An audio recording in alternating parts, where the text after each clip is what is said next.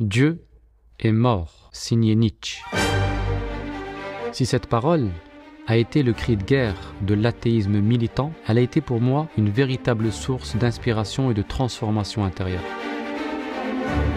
L'athéisme philosophique de Nietzsche a paradoxalement réveillé et stimulé ma quête intérieure de Dieu. De manière générale, la philosophie, en tant qu'aspiration à la sagesse, a énormément contribué à nourrir mon cheminement spirituel et à comprendre le sens profond de ma religion. Et c'est de ce mariage entre philosophie et spiritualité qu'est né l'olivier, symbole coranique du savoir intemporel. L'olivier est une académie qui dispense un enseignement qui conjugue harmonieusement philosophie et spiritualité. La première pour apprendre à conduire ses idées et sa pensée, et la seconde pour apprendre à guider son âme. Si vous êtes aussi habité par une quête ou tiraillé par des doutes, ou si tout simplement vous éprouvez le besoin de réfléchir ou de cheminer, nous serons heureux de vous compter parmi nos académiciens et faire partie de cette belle aventure à l'ombre de l'olivier.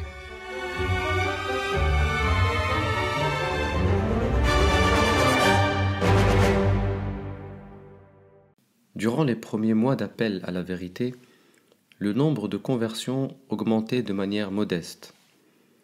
La tradition nous rapporte que durant les 3 premières années de la révélation, à peine 30 voire 40 personnes ont épousé la foi de l'islam. Ce petit noyau, qui formait la communauté naissante de Mohammed se réunissait discrètement dans la maison d'Al-Arqam ibn Abil Arqam pour apprendre les fondements de leur religion au gré des nouvelles révélations. Au début de la mission prophétique, le message coranique s'est constitué autour de 3 sujets centraux. L'unicité de Dieu, At-Tawhid, Allah est le seul digne d'être adoré, il est l'unique créateur et l'être absolu. Le Tawhid est l'unique source de libération de l'homme. En se soumettant à Allah, l'homme se délivre de l'emprise de tout ce qui n'est pas Dieu. Il s'émancipe de toutes idoles, qu'elles soient visibles ou subtiles. La soumission à l'unique permet de ne pas devenir le jouet de la multiplicité dispersante de la dunya. La référence à l'unicité d'Allah subhanahu wa ta'ala dominera tout le message coranique. Deuxième axe de la révélation, l'au-delà, al-akhirah.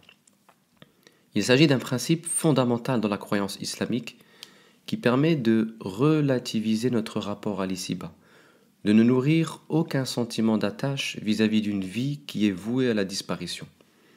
La croyance en l'au-delà permet d'adopter un mode de vie basé sur le détachement, de conduire sa vie temporelle avec la conscience de l'éternité. Une vie menée avec la conscience de l'au-delà est spirituellement qualitative et bien plus féconde qu'une existence qui a fondé tous ses espoirs en l'ici-bas. Troisième point, la prière. Un jour que le prophète marchait dans les rues de la Mecque, Jibril est venu lui rendre visite pour lui enseigner la manière d'accomplir ses ablutions et la prière rituelle. Au début de la révélation, la prière ne s'accomplissait que 2 fois par jour, le matin et le soir. Peu de temps après, la prière de la nuit fut prescrite au prophète Tandis qu'il s'était blotti sous un manteau, le Coran interpella le prophète en ces termes: Ya ayyuhal muzammil, qum al-layla illa qalila, nisfahu aw inqus minhu qalila, aw zid alayhi warattil al-Qur'ana tartila, inna sanulqi alayka qawlan thaqila. Ô toi qui es enveloppé d'un manteau, lève-toi pour prier la plus grande partie de la nuit, ou la moitié, ou un peu moins, ou un peu plus, et psalmodie le Coran de la plus belle façon. Nous allons faire descendre sur toi des paroles lourdes. La prière de la nuit est un moment d'intimité avec Allah subhanahu wa ta'ala. Au cœur de l'obscurité du ciel, Allah devient le confident privilégié du serviteur qui se tient debout en prière. En effet, durant la nuit, Allah descend jusqu'au ciel de la terre pour susurrer au cœur de son serviteur les secrets de sa miséricorde. La prière de la nuit est une véritable source de clairvoyance et d'énergie spirituelle qui permet de faire face aux difficultés de la journée et d'assumer efficacement la responsabilité du dépôt de la foi. Symboliquement, la nuit éteint les fausses lumières du bas monde et rend donc l'atmosphère plus propice au recueillement dans l'éternelle lumière de Dieu. Nous pouvons retenir 3 principaux enseignements de cet épisode.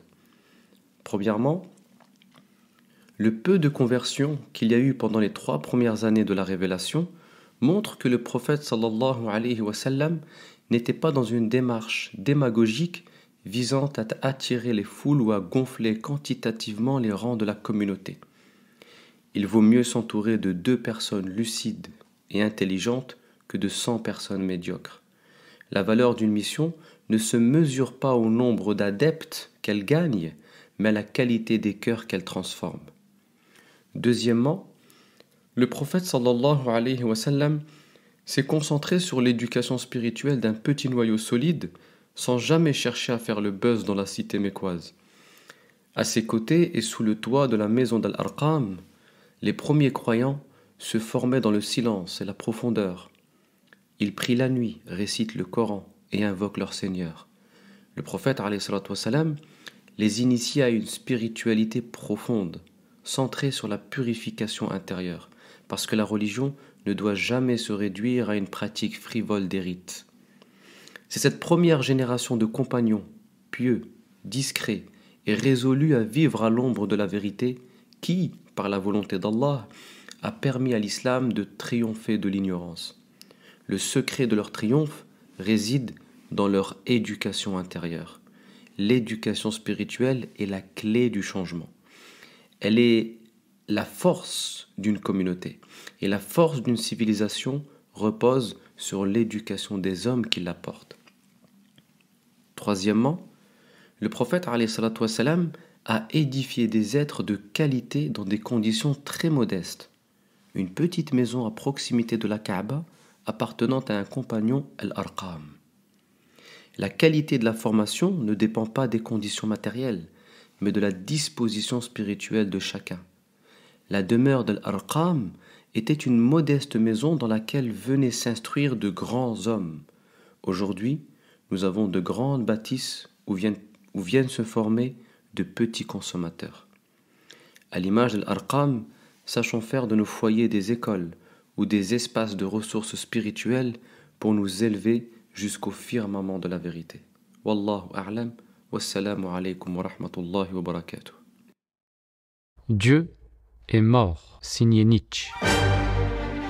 Si cette parole a été le cri de guerre de l'athéisme militant, elle a été pour moi une véritable source d'inspiration et de transformation intérieure. L'athéisme philosophique de Nietzsche a paradoxalement réveillé et stimulé ma quête intérieure de Dieu. De manière générale, la philosophie, en tant qu'aspiration à la sagesse, a énormément contribué à nourrir mon cheminement spirituel et à comprendre le sens profond de ma religion. Et c'est de ce mariage entre philosophie et spiritualité qu'est né l'olivier, symbole coranique du savoir intemporel. L'olivier est une académie qui dispense un enseignement qui conjugue harmonieusement philosophie et spiritualité. La première pour apprendre à conduire ses idées et sa pensée, et la seconde pour apprendre à guider son âme. Si vous êtes aussi habité par une quête ou tiraillé par des doutes, ou si tout simplement vous éprouvez le besoin de réfléchir ou de cheminer, nous serons heureux de vous compter parmi nos académiciens et faire partie de cette belle aventure à l'ombre de l'olivier.